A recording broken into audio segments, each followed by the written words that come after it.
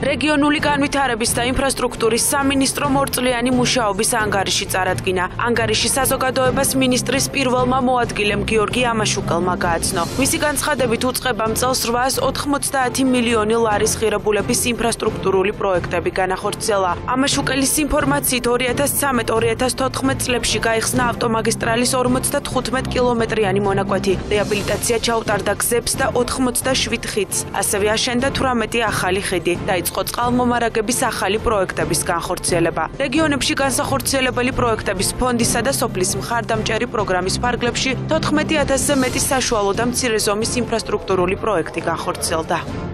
წელს უპრეცედენტო რაოდენობის 40 კილომეტრიანი ჩქაროსნული მაგისტრალის მონაკვეთი შევიდა ექსპლუატაციაში, ვთქვათ, გაიხსნა მოძრაობა.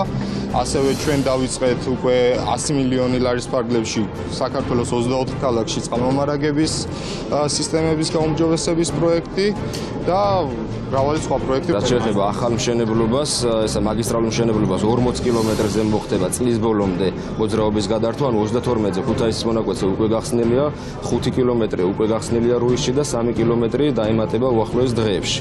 რაც შეეხება რეაბილიტირებულ გზებს, დაახლოებით წლის ბოლომდე საბოლოოდ 260 კილომეტრამდე გზა იქნება რეაბილიტირებული საქართველოს სხვადასხვა რეგიონში.